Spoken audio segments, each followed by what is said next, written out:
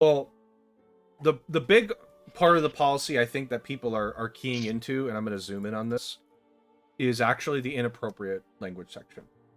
A lot of people are, I would say, mostly focused here, and on I think violence is the other one that I think is a focus.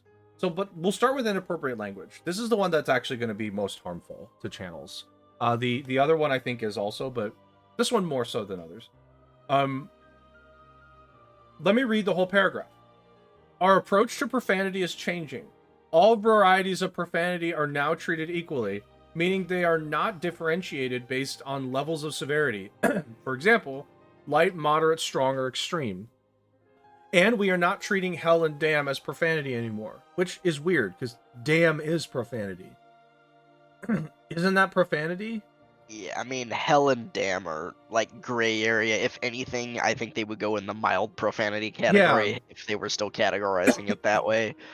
But Anyway, I don't know. yeah. Therefore, profanity used in titles, thumbnails, or in the first 7 seconds, or used consistently throughout the video, may not receive ad revenue. I'm going to finish the next paragraph. Profanities used after the first 8 seconds may receive ad revenue. Our position on not monetizing content with profanity throughout or compromising the majority of the video is not changing. I want to stop here, actually. I think this part of it doesn't really make a huge difference, but like when you say something like consistently or like consistency, what does consistency mean in the grand scheme of things? Like in sports, if a player is averaging like 22 points a game consistently, that is like grounds for a high quality scorer. You could easily say, yeah.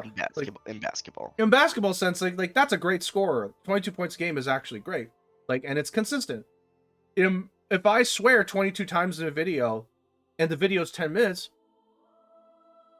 would that be grounds for consistency depending on where I'm placing it in the video? Like if I say damn, well not damn, sorry. If I say like shit 22 times throughout the video and it's a 10-minute video, let's just say 20 times for the sake of math. Like, yeah, I'm really only saying it two times a minute. Two times a minute. Is that consistent? What does that mean? What does consistency mean? You have to say that. Yeah. You have to give examples. There's no example in here that I could see. They're not like, oh, for example, if you say shit, if it's a 10-minute video and you say shit 10 times, we consider that consistency. That is an immediate flag for people to say, oh, now I know what that means. But there's nothing here. So what does that mean? That's the biggest problem that I find with this change is it's really vague. It's basically like YouTube can do whatever they want, or YouTube's bot can do whatever they want. So basically, it's the algorithm. And the algorithm is just gonna flag you, and YouTube is gonna stand by it because of this policy. Because they may do whatever they want, which is, I mean, may not. Yeah, the reason why they say may. And I want to be clear on this, and like this is a big thing that a lot of YouTube folks get mad at. They're frustrated with. When they say may, they want to make sure they have that openness so that YouTube has discretion. So that bigger partner, like big like TV show kind of channels, they can be they don't the bot skips them. They could skip a beat. Like you think like the late night show is gonna get bopped ever on YouTube for anything that it does? No. They're not going to ever bop the late night show, for example, and they want to make sure that the bot probably has a couple channels it skips. But like, let's talk about just the average creator, not the late night shows that can cheat basically, because they're late night shows and YouTube really wants them to promote on their platform. Yeah, like your average creator, and I had the video specifically for Moist Critical discussing it. Because his frustration isn't just with this part, it's with the violence part.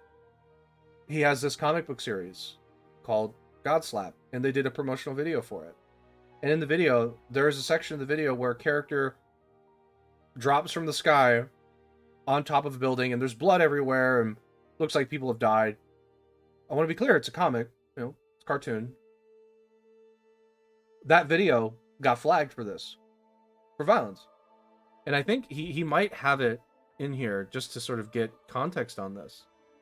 where there's the section of the video where it's like, this is the part that he went to his representative at YouTube, and even the rep at YouTube was like, yeah, I don't know what's going on. What? Let me check. So internally, their teams may not know. And the rep explicitly said, yeah, this part is the reason why it got flagged. Right here. This section where you can see all this like blood and there's some body parts. This is the section. I don't even think this is that bad.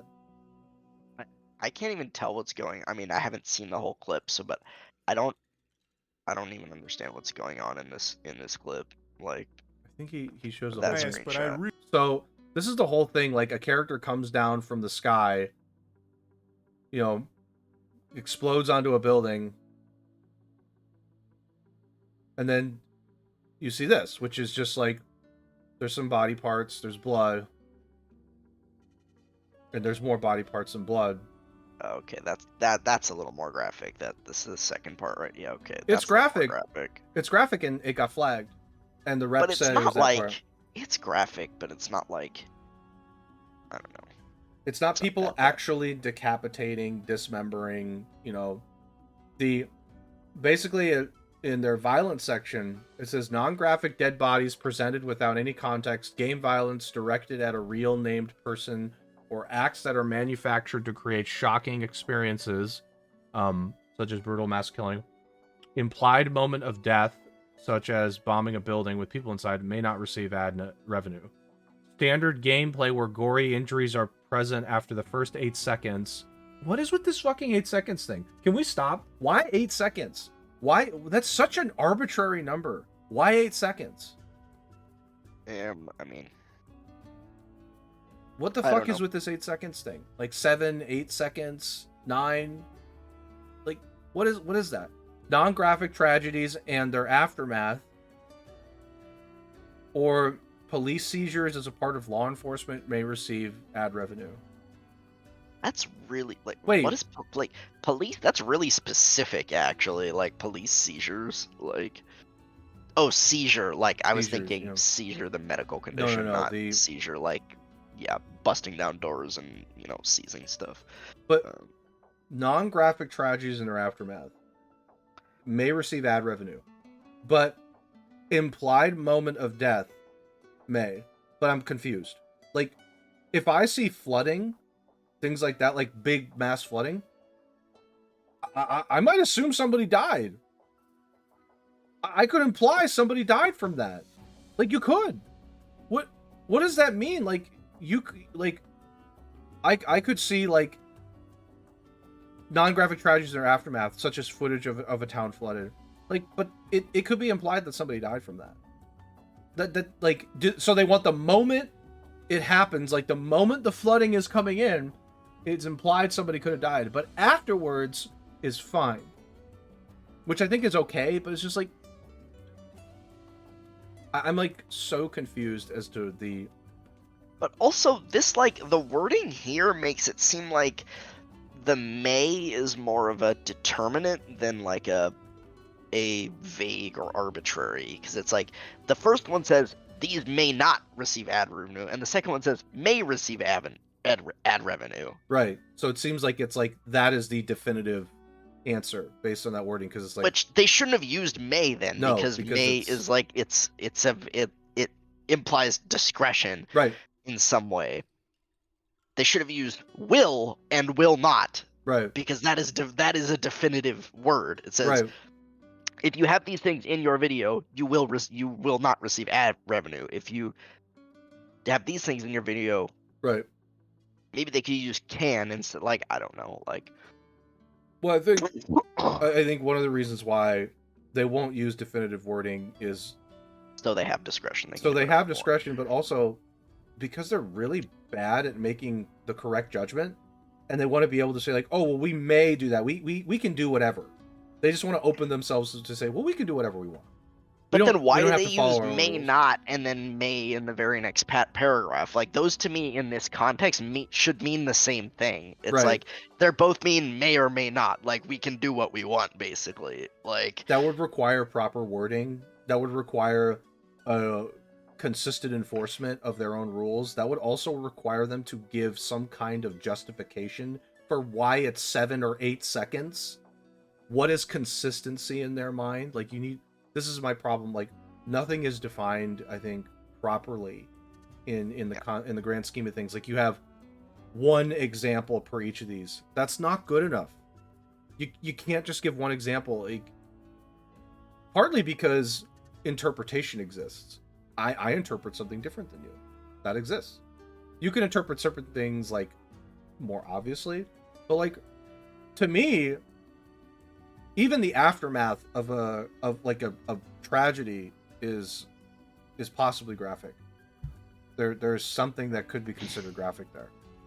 And also like that's like implied that people died. Like, not moment of death, but it's implied people died. There's some shock factor there to some people.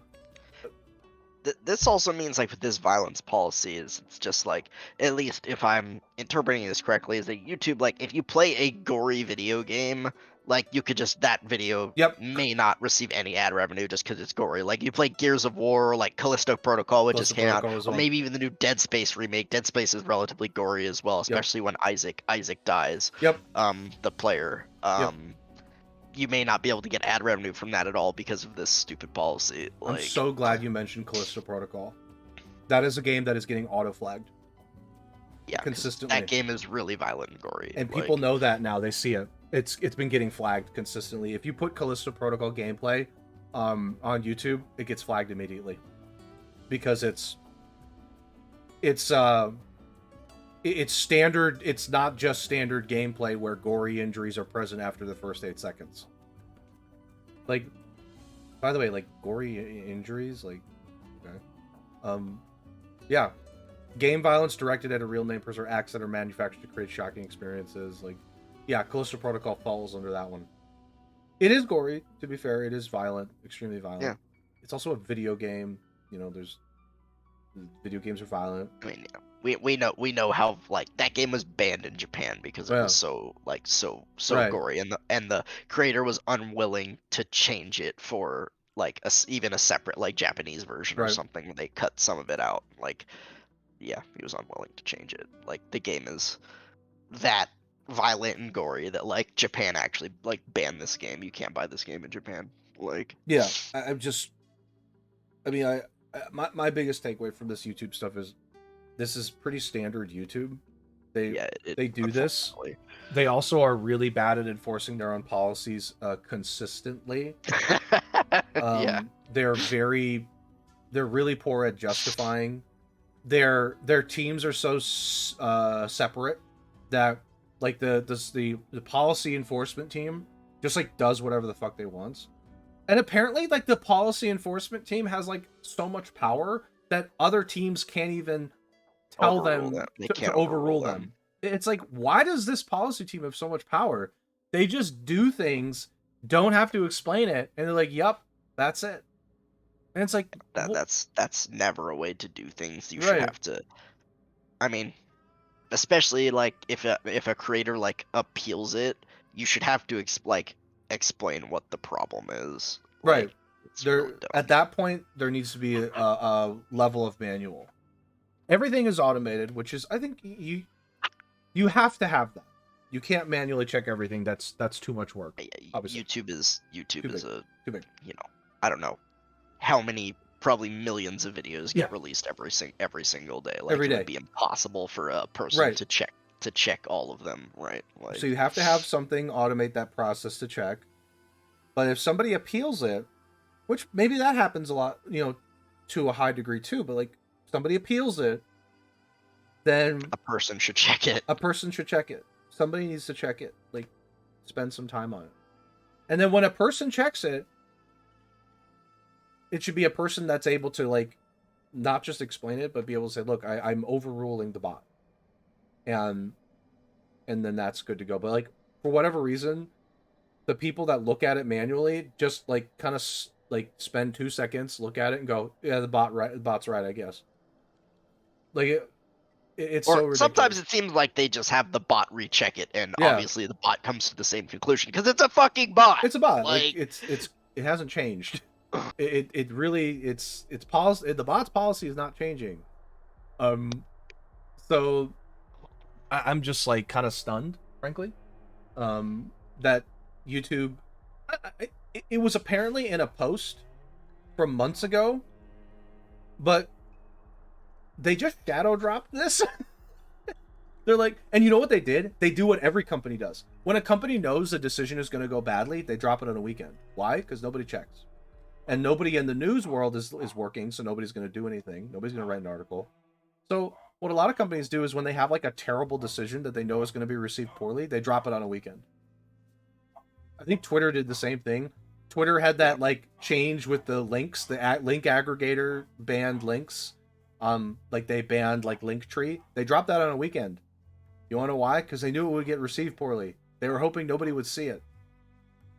This is what companies do. They drop shit on weekends. Or that people would like forget about it and not write a story about it on Monday because other stuff happened over the weekend and you forget about it. Or exactly. Like this is what companies do too. You want to know why? Because I do that. Because I do that. If I didn't want somebody to notice something, I'd drop it on a Friday or Saturday. Because I didn't want anybody to notice it. End of day on Friday. Correct. I drop it on end of day Friday or Saturday. Like 6 p.m. Pacific or something like that. So it's way past time Eastern and it's it's after work on Pacific. That's exactly what I do. Is if I want somebody to forget something, I drop it on a weekend. That's what I would do. So of course, if I would do that, a company is going to do that because, like, that's just me thinking like the company. I'm like, these companies are not that smart. They think they're really smart. They're really not. A lot of these companies are not as smart as people may think, and like it's kind of like it's not that smart, and it's just like you could see through it. It's deceptive, and this is the same thing. It's a really deceptive shadow drop, weekend drop kind of thing that occurred, like it's because they didn't want anybody to notice it.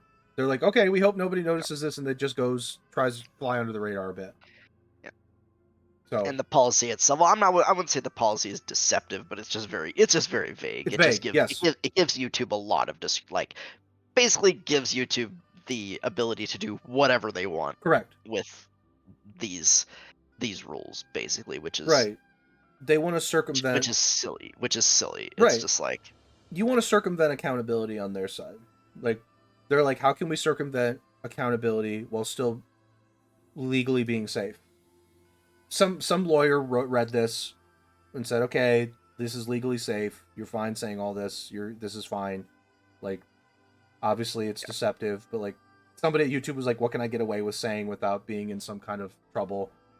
And some lawyers looked at it for probably weeks. Like, that's the thing though. Things like this that are like, I mean, it isn't a contract. It's not a law, but it's akin to a rule, basically. It is, yes. But like contracts, rules, and laws should not be written to be vague. Correct. They should be very clear and distinct. Yeah. This is the rule. You can do this. You cannot do this. Right. If you do this, this happens. If you do this, if you don't do this, this happens. Right. Etc. Etc. Etc. Like. Murder is illegal. You may not murder somebody. Right. Like, there and obviously, like, contract law is a thing. Contracts are always open to interpretation, but generally these things should be written as clear and distinctly as possible, so there is not much interpretation. And YouTube has done the exact opposite here. They have made it as vague and given themselves as much discretion as they possibly could, and it just feels it's really sleazy in my opinion. It's just like. Give me a break, YouTube. It's like, very trash. Very cookie cutter. Like, how can I keep the power on my side of the court? How can I consistently keep all the tips with me? I don't know. YouTube also just hates their creators. I don't know what's going on. Yeah, they really do. I don't know why they hate their creators so much. It's like Twitch. Twitch hates their creators. Twitch is the same way. They're like, "Are you the top 100 creators?" No. Well, go fuck off. Yeah. It's like, what? Twitch, we don't please. We don't care about you. Yeah, YouTube's the same way. They're like, are you like the small, like, circle of creators we kind of like, or are you a late night talk show like big company coming on? No, fuck off. I don't know why they don't like them. I still don't understand it. I think it's because creators call them out all the time and they get annoyed by that. Same thing with Twitch. Creators call it Twitch all the fucking time and they hate it. It's I don't know. Anyway, I don't have anything else to say with the YouTube thing. I'm not surprised. It is very deceptive, vague. Shadow dropping this near a weekend also signals they knew this would go poorly. I can't imagine anybody didn't know that. Why do they keep using 7 or 8 seconds? Like, look at this. So it's like after the first 8 seconds, or in the video's first 7 seconds. What happens if I do 7.5 seconds? There's, I don't know. They must have some numbers about like a lot. A lot of people watch the first 7 or 8 seconds of a video and then click off or something like that. That data don't makes sense. Yeah, I'm sure it's data driven, something like that, where if people like preview. Make too much noise, I think would be too much. Sorry, keep going. If people like preview a video to see if they want to watch it, they probably watch around 7 to 8 seconds, which is why it's that number. Like, that's my guess, at least. That's correct. I would agree with you, based on videos that we've made. None of our channels are big channels. We don't say that at all. But you could tell when somebody's like clicking on and off of a video. You kind of like, I think, to catch somebody's attention, something has to happen within like the first 3 seconds, because that's usually what I see. Is like most of the time it's like you'll see like the watch time of a video that doesn't go well is like 3 seconds or something. So that's probably what they did. Is like, okay, well, on average, people would stick around for a video for the first 7 seconds and preview it. So if you use profanity in the first 7 seconds, which is that preview time, like, we're gonna hit you. But like, I don't know. I don't pretend to know either with YouTube. YouTube is a really confusing entity. It's the same thing with Twitch. Twitch and YouTube are very similar. They're really confusing. They don't really explain themselves. They don't enforce their own policies particularly well. And they don't justify it. They enforce them when they want to enforce them, and don't enforce them when they don't want to enforce them. That's right. I mean, like, and that, as you said, it's inconsistent enforcement of their policy.